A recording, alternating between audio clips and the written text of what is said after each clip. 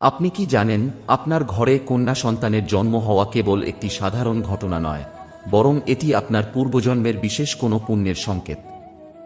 গরুড় পুরাণে ভগবান বিষ্ণু স্বয়ং জানিয়েছেন কেন নির্দিষ্ট কিছু পরিবারেই কন্যা সন্তান জন্ম নেয় এবং এর পেছনে লুকিয়ে থাকা সেই বিশেষ রহস্যটি কী। আজকের এই ভিডিওতে আমরা সনাতন শাস্ত্র ও বিজ্ঞানের এমন কিছু সত্য উন্মোচন করব যা আপনার চিন্তাধারা বদলে দেবে। আমাদের সনাতন ধর্মে সন্তানকে ঈশ্বরের আশীর্বাদ হিসেবে গণ্য করা হয়, কিন্তু অনেক সময় মানুষের মনে প্রশ্ন জাগে, সন্তান ছেলে হবে না মেয়ে, তা কিসের ওপর নির্ভর করে। প্রাচীন ধর্মগ্রন্থ গরুড় পুরাণ এবং মহর্ষি চরক ও সুশ্রুত বর্ণিত শাস্ত্রে এই বিষয়ে অত্যন্ত বিজ্ঞানসম্মত ও আধ্যাত্মিক ব্যাখ্যা দেওয়া হয়েছে। আজ আমরা জানব কেন এবং কিভাবে একটি কন্যা সন্তানের জন্ম হয়। গরুড় পুরাণে ভগবান বিষ্ণু তাঁর বাহন গরুড়কে সৃষ্টিতত্ত্ব এবং জীবন মৃত্যুর রহস্য বুঝিয়েছিলেন। শ্লোকের সারমর্ম, গরুড় পুরাণের প্রেতকল্প অধ্যায়ে বলা হয়েছে যে গর্ভধারণ কোনো কাকতালীয় ঘটনা নয়, এটি মূলত তিনটি বিষয়ের সংমিশ্রণ। ১. পিতামাতার শারীরিক অবস্থা।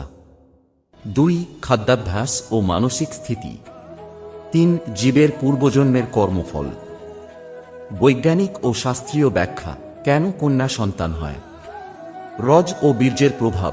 সনাতন শাস্ত্র, বিশেষ করে আযুর্বেদ ও পুরাণ অনুযায়ী গর্ভধারণের সময় নারী ও পুরুষের শরীরের নির্দিষ্ট উপাদানের আধিক্য লিঙ্গ নির্ধারণ করে। কন্যা সন্তান, শাস্ত্রে বলা হয়েছে মিলনের সময় যদি মাতার রজ শোণিত, পিতার বীর্য শুক্র তুলনায় অধিক শক্তিশালী বা প্রবল থাকে, তবে কন্যা সন্তানের জন্ম হয়। তত্ত্ব, এটিকে আজকের আধুনিক বিজ্ঞানের ও এই ক্রোমোসোমের ধারণার সাথে তুলনা করা যেতে পারে।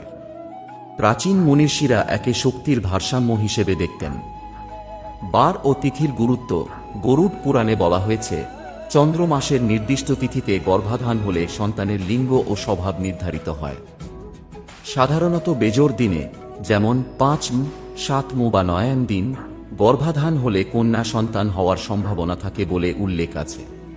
আধ্যাত্মিক কারণ, কন্যা সন্তান কেন সৌভাগ্যের প্রতীক। শক্তির আধার, সনাতন ধর্মে নারীকে শক্তির রূপ মনে করা হয়।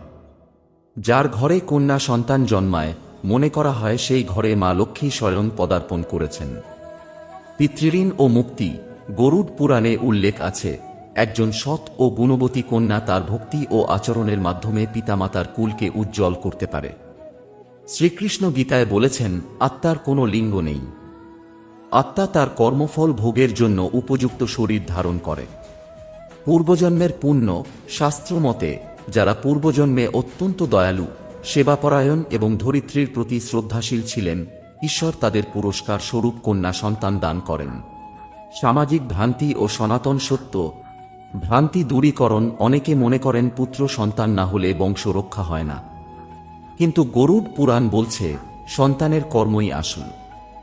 একজন সুযোগ্য কন্যা 10টি অযোগ্য পুত্রের চেয়েও শ্রেষ্ঠ। মনুস্মৃতির উদ্ধৃতি, যত্র নার্যস্তু পূজ্যন্তে রমন্তে তত্র দেবতা, অর্থাৎ যেখানে নারীকে সম্মান করা হয় সেখানে দেবতারা বাস করেন। কন্যা সন্তানের জন্ম হওয়া মানে সেই পরিবারটি দেবতার আশীর্বাদ পাওয়ার যোগ্য হয়েছে। সুতরাং গরুড় পুরাণ ও সনাতন দর্শন অনুযায়ী কন্যা সন্তানের জন্ম শারীরিক উপাদান, রজবীর্যের আধিক্য, সময়ের প্রভাব এবং পরমেশ্বরের ইচ্ছার এক অপূর্ব মিলন। সন্তান ছেলে হোক বা মেয়ে, সে আপনারই অংশ এবং একটি পবিত্র আত্মা। তাকে বৈষম্য না করে সুশিক্ষায় শিক্ষিত করে তোলা প্রত্যেক পিতামাতার ধর্ম।